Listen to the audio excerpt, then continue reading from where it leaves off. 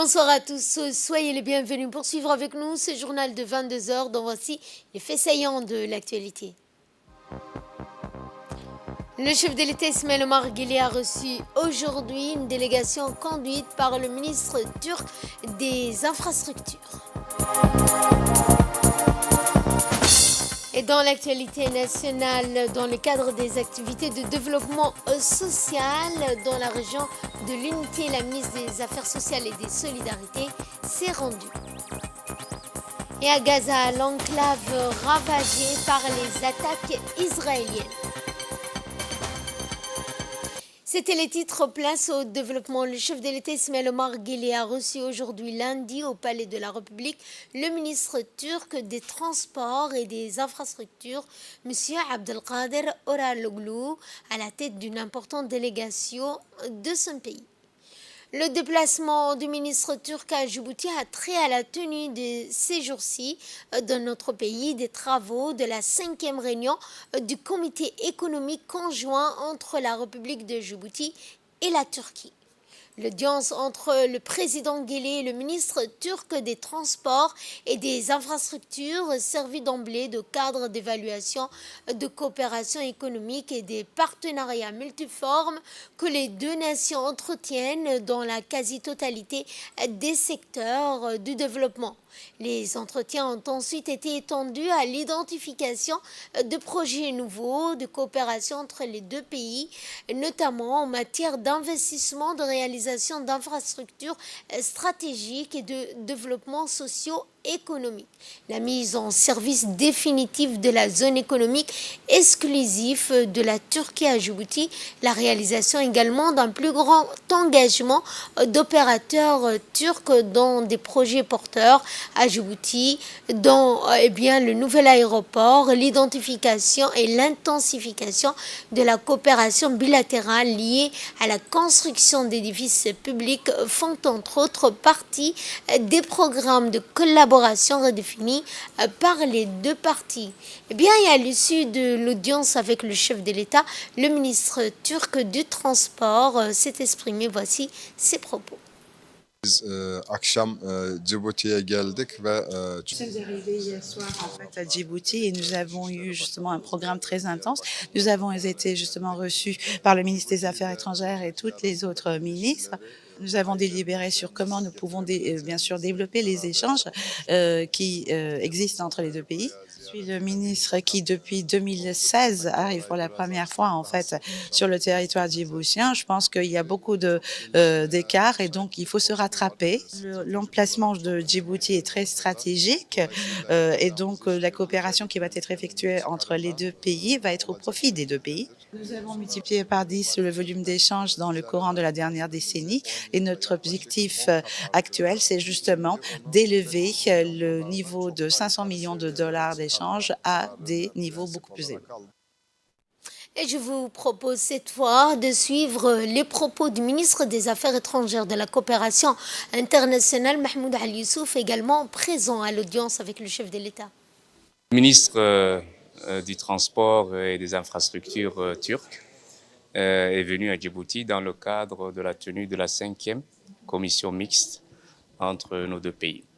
La Turquie est un partenaire très important avec lequel Djibouti entretient des relations privilégiées en matière de coopération au développement, de commerce et de relations stratégiques que nous essayons de promouvoir. Le ministre a rencontré le président de la République qui lui a donc donné les positions de Djibouti sur un certain nombre de dossiers. Si je reviens à la coopération économique, nous avons un certain nombre de projets sociaux qui ont déjà été réalisés et nous souhaitons encore que la Turquie puisse continuer à poursuivre son effort, notamment la construction d'un hôpital pédiatrique, des mini-barrages pour protéger le barrage de l'Amitié, construire une véritable école Ma'arif, le terrain leur a été octroyé, investir dans la zone économique spéciale turque que nous avons octroyée également aux Turcs pour attirer les investisseurs turcs. Et nous souhaitons donc développer ces relations dans les années à venir parce que nous pensons que la Turquie est un pays influent, important, qui a des capacités qui sont très importantes en matière de construction Le président de la République a soumis une requête pour que les voiries urbaines à Djibouti puissent bénéficier de l'expertise turque. Les entreprises turques sont très avancées dans ce domaine. Nous avons également évoqué les questions de sécurité dans la région. Djibouti étant sur le Bab el-Mandeb, sa position stratégique est très importante. Et le ministre du Transport voit l'importance d'une navigation maritime sécurisée, car Djibouti, dit-il, et il l'a répété au président, est la porte d'entrée sur le marché africain, et que la Turquie est, pour sa part, la porte d'entrée sur le marché européen. Donc une coopération entre les deux pays pour pouvoir bénéficier des avantages comparatifs dont nous disposons. Et enfin, je crois que, et ceci est également important aussi, nous souhaitons intéresser les sociétés turques dans l'investissement du nouvel aéroport. L'étude est déjà prête. D'ailleurs, la première étude avait été réalisée par une société turque qui s'appelle Suma. Et donc, nous essayons de les intéresser. Et le ministre a demandé à ce que les données ainsi que les facilités bureaucratiques soient apportées, puisqu'il a réaffirmé le fait que les investisseurs, les bailleurs souhaitent toujours avoir des facilités en matière administrative, en matière bureaucratique, pour pouvoir venir investir. Et nous pensons que le partenariat turco-djiboutien a vraiment des perspectives et un avenir prometteur. Et ce communiqué émanant de la présidence, dans lequel le chef de l'État Ismaël Omar Guelleh a exprimé ses condoléances attristées au nouveau président de la Namibie, M. Ngolo Mbemba, investi à la tête de ce pays aujourd'hui à la foulée du décès du président namibien. Le peuple et le gouvernement de Djibouti se joignent à moi pour manifester leur sympathie et compassion à la nation sœur de la Namibie dans l'épreuve difficile de la disparition d'un de ses fils les plus illustres. Feu le président Gage a donc écrit le président Guelleh dans le télégramme de condoléances envoyé à son nouveau président, donc nouveau homologue namibien. Leader charismatique à la carrière remplie d'espoir et de mérite, Feu le président restera longtemps gravé dans la mémoire de ses compatriotes, a noté le chef de l'État dans le même document. Il laisse derrière lui un large répertoire de références et de valeurs, a par ailleurs souligné le président Guelleh, louant l'aptitude à la résilience politique du défunt dirigeant. Le président Guelleh clôt son message en réitérant ses condoléances attristées à la famille, aux proches et amis du feu président défunt, ainsi qu'à l'ensemble du peuple frère de la Namibie. Fin de communiqué.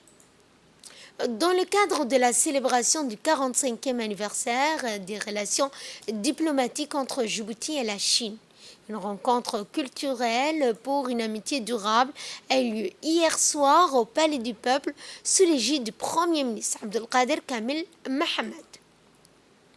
La République de Djibouti et la Chine populaire ont tissé un lien indélébile tout au long de ces 45 ans, basé sur des relations gagnant-gagnant.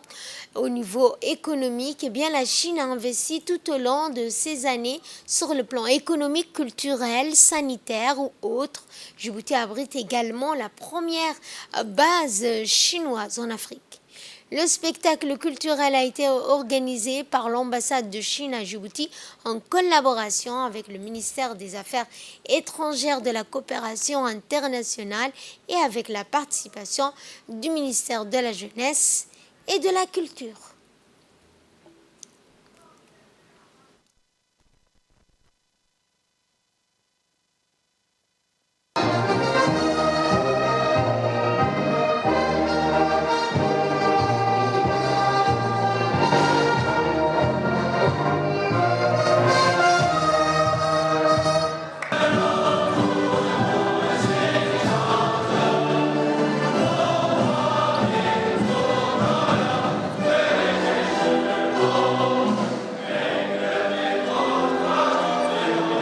C'est un grand honneur et plaisir pour moi de vous accueillir chaleureusement à cette rencontre joyeuse ce soir en célébration du du 45e anniversaire de l'établissement des relations diplomatiques sino-djiboutiennes, je tiens à exprimer mes remerciements sincères profonds à Excellence Monsieur le Premier ministre de nous avoir honorés de votre patronage et présence ici, à Excellence Monsieur le ministre des Affaires étrangères, à Excellence Madame la ministre de la Jeunesse et de la Culture, pour participer à la co-organisation de cet événement.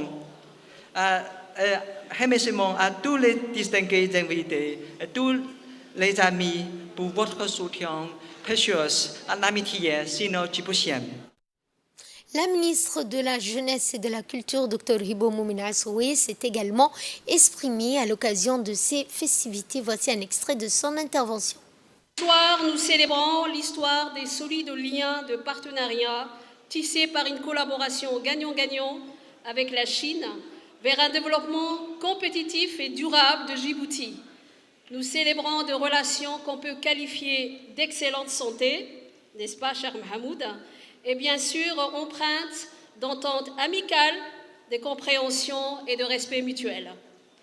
Excellence, Monsieur le Premier ministre, c'est un honneur que vous accordez à nos devises républicaines de terre de paix, d'échange et de rencontres, source de développement et d'épanouissement pour tous, en parrainant cette soirée qui met en lumière et sur scène nos riches patrimoines culturels et artistiques respectifs en accord, et ceci coïncide avec le mois national de l'artiste et des langues maternelles.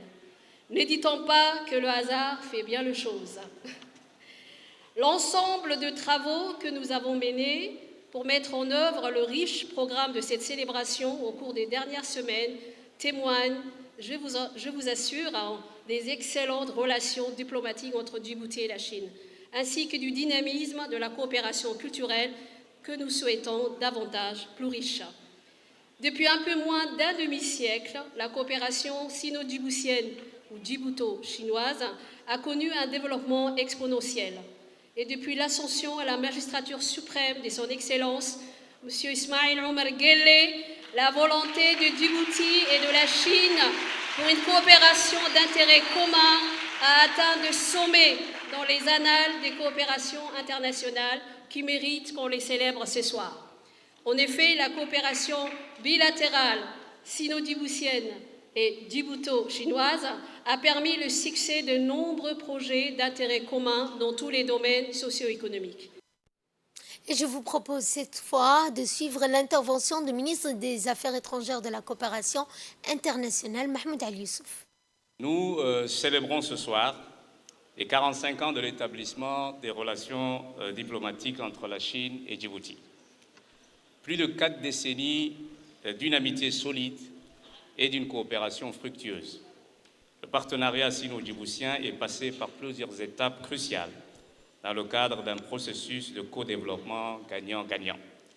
En effet, Djibouti est aujourd'hui un maillon important de l'initiative Une ceinture, une route, plus connue sous l'appellation de la route de la soie. La République de Djibouti accueille sur son sol la seule base navale chinoise à l'étranger dans le monde, donnant à ces relations le caractère stratégique. C'est une coopération axée sur la paix, la stabilité et la sécurité dans notre sous-région et dans le monde. Par ailleurs, la coopération au développement n'est pas en reste. Les programmes d'aide au développement gracieusement financés par la Chine se déclinent en projets sociaux sectoriels nombreux. De l'éducation avec l'école d'excellence, à la santé avec les hôpitaux d'Arta et de Tajora, aux logements sociaux en passant par des dons d'infrastructures très utiles tels que le bâtiment des archives et de la Bibliothèque nationale, celui de la sécurité interne et des caméras de surveillance, et j'en passe. Le gouvernement et le peuple djiboutien sont particulièrement reconnaissants à l'endroit du gouvernement et du peuple chinois pour cette amitié qui se traduit à travers ces nombreux projets de développement. En outre, Djibouti est un allié de la Chine sur la scène internationale. En effet, Les défis et les enjeux de la géopolitique régionale et internationale incombent à nos deux pays une solidarité mutuelle et une coordination sans faille. Il est évident que le monde connaît de profondes mutations et une reconfiguration des équilibres géopolitiques. Cependant, Djibouti continuera à défendre les valeurs de la paix, de la coexistence pacifique et du respect du droit international, en souhaitant à nos amis chinois nos meilleurs vœux pour le nouvel an chinois. Il s'agit cette année, me dit-on, de l'année du dragon. Mes meilleurs vœux. Dans le reste de l'actualité, le président de l'Assemblée nationale Dileta Mohamed Dileta a reçu hier une délégation internationale chargée de la cyberdiplomatie et la cybersécurité. Cette rencontre marque un pas décisif vers la construction d'une communauté mondiale engagée dans la sécurité numérique, jouant ainsi un rôle crucial dans la définition de la politique cybernétique visionnaire et la création d'un environnement numérique sûr, prospère pour tous. Le président de l'Assemblée nationale, Dileta Mohamed Dileta, a chaleureusement rassuré la délégation de l'engagement de son institution à collaborer étroitement pour relever les défis numériques actuels. Sous le patronage du ministre du Budget Ismaël Ibrahim Roblé, la Direction générale des douanes et des droits indirects a clôturé ce matin au Palais du Peuple les travaux d'un atelier dédié au renforcement des stratégies de lutte contre la contrebande et les trafics illicites. La cérémonie de clôture de cet atelier de 2 jours a vu la présence du ministre chargé de la décentralisation, Kassim Haroun, le secrétaire général du ministère du Budget, Simon Mebratou, du directeur général des douanes et droits indirects, Gouled Ahmed Youssouf, ainsi que du général Taher Ali Mahamad, chef d'état-major de la Défense. Il a réuni également des cadres de l'administration douanière, dont le conseiller du directeur général des douanes, Abdurrahman Awad, des experts, des représentants des forces de défense, dont notamment la sécurité nationale, les forces armées, de la gendarmerie, sans oublier la police.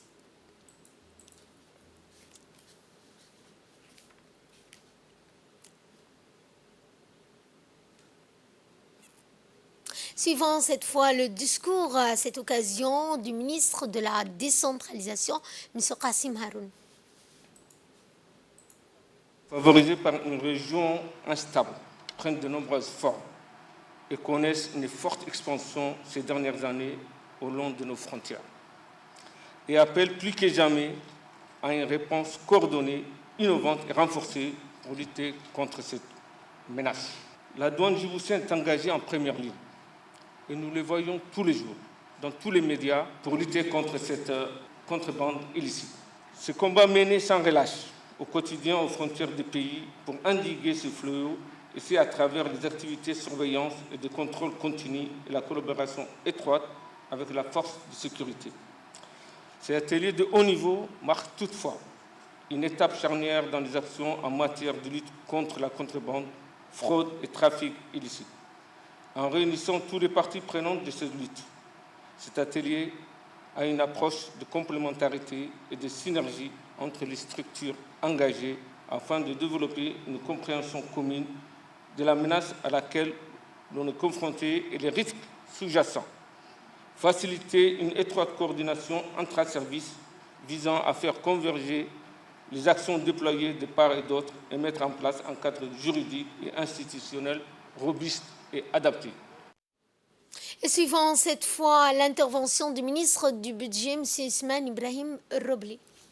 Au terme de cet atelier de haut niveau de la lutte contre la contrebande, les fraudes et le trafic illicite, permettez-moi d'adresser mes vifs remerciements à la Direction générale des droits et des douanes qui a organisé cette rencontre, aux représentants des instances publiques, administrations publiques, corps constitués et autres entités publiques qui ont activement participé aux travaux menés ces 2 jours avec l'appui de l'expert M. Diamé, qui nous offre le privilège de partager ses expériences et expertises en la matière. Très certainement, la contrebande et le trafic illicite représentent une menace pour la sécurité nationale, met en péril la santé publique et nuit à l'intégrité économique du pays en greffant d'importantes ressources qui devraient servir à financer les services essentiels. À titre d'exemple, les pertes fiscales sont estimées en 2022 à environ 3 milliards de nos francs, sans compter ses effets néfastes sur l'activité économique avec la distorsion des prix des marchandises induite et la fermeture de commerces illégaux. C'est pour cela qu'il nous a fallu organiser cet atelier d'échange et de concertation pour mener vraiment la lutte qu'il faut contre la contrebande. Monsieur le ministre, distingués participants, à travers un processus participatif, cet atelier a permis l'appropriation par l'ensemble des participants des tenants et aboutissants de cette problématique, pousser les réflexions sur les actions de lutte contre ces fléaux et formuler des fortes recommandations à la fois pertinentes et opportunes et efficaces pour mener la lutte contre la contrebande. En s'engageant fermement et en coordonnant activement nos efforts, je suis sûr et certain que nous pouvons ensemble enrayer ces fléaux et honorer nos obligations vis-à-vis de la nation, en termes de sécurité, d'intégrité économique et de santé publique. Suivons cette fois cette réaction recueillie à l'issue de cet atelier. De cet atelier important de haut niveau sur la lutte contre la contrebande et les trafics illicites au niveau de la République de Djibouti. Je voudrais dire que pendant 2 jours, l'ensemble des acteurs de l'État se sont réunis, ont durement travaillé pour peaufiner des stratégies et mettre en place un dispositif juridique et institutionnel qui leur permettra de lutter efficacement contre la contrebande et les trafics illicites. Étant entendu que cette contrebande a des effets néfastes sur la santé des populations, avec les risques que cela peut engendrer en termes de résistance liés aux traitements médicaux, mais également il y a des risques sécuritaires, des risques liés aussi à des pertes de recettes fiscales importantes. C'est pourquoi la Direction générale des douanes, sous le haut patronage du ministère du Budget, a décidé d'organiser cet important atelier. Je vous le disais en début de journal, dans le cadre de la Semaine de la Solidarité édition 2024, la délégation conduite par la ministre des Affaires sociales et des Solidarités, Ouloufa Ismaël Abdo, et ses proches collaborateurs se sont rendus à Dikil. La délégation du MAS a reçu un accueil des plus chaleureux. À son arrivée dans la ville de Dikil, où les autorités de la région, les Houkal, les sages, ainsi que les femmes et les jeunes de la région étaient tous rassemblés pour accueillir la caravane de la solidarité. La délégation s'est arrêtée donc à l'hôtel Gobad pour prendre part à la cérémonie d'octroi des cash transferts des 22 groupes d'entraide par affinité GOA du chef-lieu de la Dikil. Rappelons que la ministre Ouloufa Ismaël Abdo est en tournée dans toutes les régions de l'intérieur du pays pour cette semaine dédiée à la solidarité dans les régions de l'intérieur.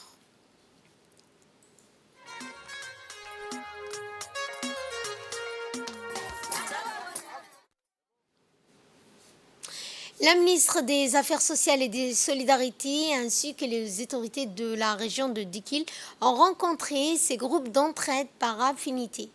En effet, fondé sur l'organisation de groupes solidaires, le principe du programme groupe d'entraide par affinité GOA est basé sur l'entraide au sein des tissus associatifs des femmes. Selon les cadres de l'ADDS, le concept repose sur la constitution de groupes d'entraide composés de 15 à 20 individus homogènes et liés par affinité, lesquels vont mettre en place des caisses et utiliser l'épargne, le crédit et l'engagement social pour créer par la suite des activités génératrices de revenus.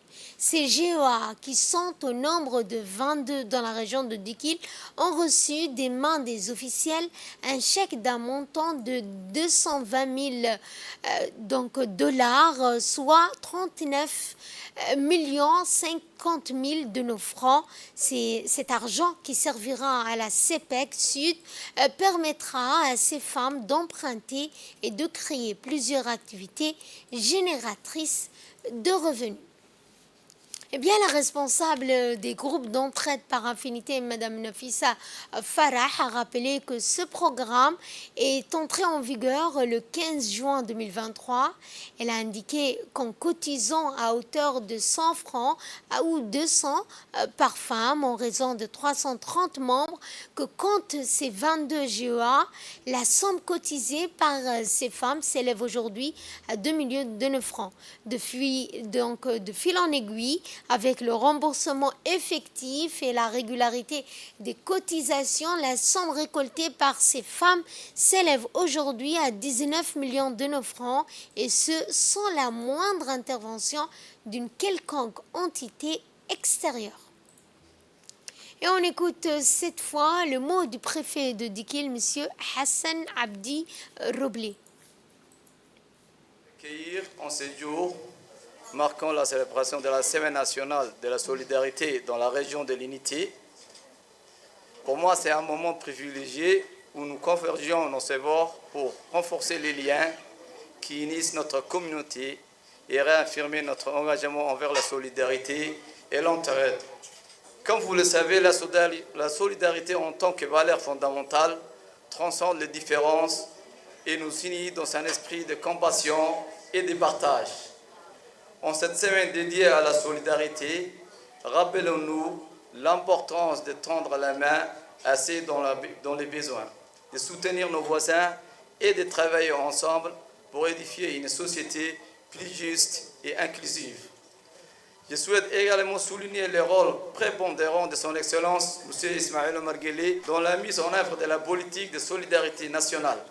Son leadership visionnaire et son engagement indéfectible envers le bien-être de tous les citoyens ont été des piliers essentiels dans la promotion de la solidarité et l'entraide au sein de notre nation. Des affaires sociales et des solidarités, Ouloufa Ismaël Abdo s'est exprimé suivant un extrait de son intervention. Je voudrais, à l'entame de mon discours, exprimer mes sincères remerciements aux autorités et à la population de Dikil pour l'accueil chaleureux que nous a été réservé. J'adresse également mes plus vives félicitations à tous les acteurs impliqués dans la mise en place de ce groupe d'entraide et d'affinité, et très particulièrement et très étroitement à l'Agence djiboutien de développement social, mais également au Centre de leadership et de l'entrepreneuriat de Djibouti, qui ont un partenariat d'excellence et formidable. Je vous félicite pour cette belle collaboration. La lutte contre la pauvreté, comme vous le savez, et l'amélioration des conditions de vie de nos populations demeure une priorité et un engagement fort et constant du gouvernement, et à sa tête, Al-Hajj Ismaël Omar Guelleh. Cette cérémonie de remise du cash transfert à l'endroit de 22 GEA, donc de groupes d'entraide et d'affinité composés de 330 femmes, qui nous réunit aujourd'hui, s'inscrit donc dans cette démarche stratégique visant à renforcer la résilience économique des ménages vulnérables à travers l'accès à la microfinance à taux zéro et dans une large mesure à favoriser leur autonomisation. Car la vraie solidarité, comme on l'a dit et je le répète, la vraie solidarité n'est pas d'assister, mais de rendre autonome. Investir sur l'autonomisation des femmes, et des filles, c'est aider les familles, des communautés et la société tout entière à s'extirper de la pauvreté et du cercle vicieux et intergénérationnel de cette pauvreté qui sévit. C'est la raison pour laquelle, en mobilisant les ressources et en injectant plus de 39 millions de nos francs, le MAS, à travers son agence d'exécution qui est l'ADDS, s'engage résolument à encourager les membres de ces groupements à réaliser pleinement leur potentiel productif et à contribuer ainsi à l'amélioration durable de leurs conditions de vie. Je voulais juste faire un bilan sur la région de Dikil. Le bilan, comme je le disais tout à l'heure, l'objectif est double, je dirais même triple. Premier objectif de la Semaine nationale de solidarité, c'est d'abord de vous écouter, d'écouter la population, de savoir la qualité des engagements ou la qualité des projets que nous avons menés. Est-ce qu'elles ont été satisfaisantes ou pas? La deuxième chose, c'est d'écouter également vos doléances. La troisième, c'est carrément être redevable. Et le principe de redevabilité dit que nous devons également dresser un bilan de ce que nous avons fait et combien ça nous a coûté. Donc, la région de Dikil, en transfert monétaire et en transfert en nature, 6 372 ménages bénéficient de ces transferts monétaires, de ces transferts en nature. Pour le programme PASS, 13 599 individus sont bénéficiaires de la carte PASS, qui veut dire 4 401 ménages sont bénéficiaires de cette carte. 2 caisses de solidarité, une qui est une caisse communautaire pour un montant de 2 millions, 5 caisses rurales d'épargne et de crédit qu'on appelle les CREC pour un montant de 8 841 000, 22 infrastructures sociales de base selon l'approche de développement conduite par la communauté et menée par l'Agence djiboutienne de développement social, qui constitue un montant global de 78 197 240 francs djibouti. Également, 3 459 individus membres actifs des CPEC ont un accès au financement pour le développement d'opportunités économiques. Également, 589 individus ont bénéficié de formations sur l'entrepreneuriat, réalisées par l'Agence djiboutienne de développement social et réalisées également par l'équipe du ministère. Les activités génératrices de revenus, AGR individuelles, ont été créées et existent toujours pour la région de Dikil. Ensuite, une cérémonie marquant la pose de la première pierre du siège régional du ministère des Affaires sociales et des Solidarités, ainsi que du stock de proximité dans les régions intérieures de Djibouti. Mobilise donc un jalon crucial dans l'évolution sociale et économique du pays, l'expansion du guichet social en constante augmentation en raison des besoins croissants de la population requiert désormais des installations adaptées à cet accroissement du personnel. Cette expansion reflète également la nécessité d'une réponse plus robuste face aux défis sociaux émergents. Cette initiative répond à une exigence de réactivité accrue face aux besoins d'urgence de la communauté, soulignant ainsi l'engagement du ministère à fournir des services sociaux efficaces et adaptés à tous les Djiboutiens. En construisant ces infrastructures, le ministère des Affaires sociales et des Solidarités s'engage résolument à consolider l'inclusion, le développement social et promouvoir ainsi le bien-être général dans les régions de l'intérieur du pays. Et dans son intervention, le préfet de Dikil, Hassan Abdi Roblé, a remercié notamment la ministre Loufa Ismail Abdo et ses collaborateurs pour la construction de cette infrastructure importante pour les habitants de la région. Il a également rappelé que cette action s'inscrivait dans la droite ligne de la feuille de route du chef de l'État Ismaël Omar Guelleh, qui est de rapprocher les services publics des administrés. Une façon de déconcentrer les administrations publiques vers les populations des régions de l'intérieur. Et cette fois, je vous propose de suivre le mot de la ministre des Affaires sociales et des Solidarités. Nous sommes à Dikilville pour la pose de première pierre du futur, Inch'Allah, guichet social, le siège social du ministère des Affaires sociales et des Solidarités, qui va pouvoir vraiment servir toute la population en leur offrant tous les services que le ministère des Affaires sociales et des Solidarités offre en tant que service public. C'est notre vision et la vision du chef de l'État de rapprocher les services publics des administrés. Également, donc, dans le cadre de la réponse aux urgences et aux chocs, nous allons donc également construire des entrepôts de proximité, parce qu'aujourd'hui, quand il y a des urgences, ce que nous faisons, c'est que nous acheminons les vivres et les denrées de première nécessité à partir de la capitale. Donc de temps en temps, quand il y a des inondations ou quand il y a des oueds, les camions ne peuvent pas passer, et pour que nous puissions servir notre population en toute urgence et dans les meilleurs délais, donc nous avons eu cette initiative sur les instructions du chef de l'État de construire des entrepôts de proximité dans toutes les régions de l'intérieur. Inch'Allah, ça c'est la première étape. Chaque chef-lieu aura donc son propre entrepôt de proximité pour répondre au choc. Et Inch'Allah, dans la deuxième étape, également les sous-préfectures. C'était dans l'objectif de la solidarité nationale. Donc nous avons le soutien de tous les parlementaires, des autorités régionales et locales que je remercie énormément pour toutes les aides et les soutiens qu'ils nous apportent. Et Inch'Allah, demain, on fera le cap vers le milieu rural. Donc ça serait à Koutabouya, Inch'Allah, et à Sankal. Je vous remercie. Ensuite, une réunion sur le renforcement des services de la voirie. Le ministère des Affaires sociales et des Solidarités, par ses actions, contribue au développement des régions. C'est ainsi que dans le cadre de la caravane de la Semaine nationale de la solidarité, une remise d'un chèque d'un montant de 5 millions de 9 francs s'est tenue au sein du Conseil régional de Dikil. Cette action témoigne de l'engagement continu du ministère à renforcer et à soutenir la déconcentration des services publics tout en favorisant le développement social au niveau régional. De plus, une somme de 10 000 $ américains a été remise aux associations des femmes en charge de la collecte de gestion de déchets. Cette contribution financière souligne également l'engagement du ministère des Affaires sociales et des Solidarités à renforcer les initiatives locales visant notamment à maintenir la propreté dans la ville, mais aussi dans les régions de l'intérieur du pays.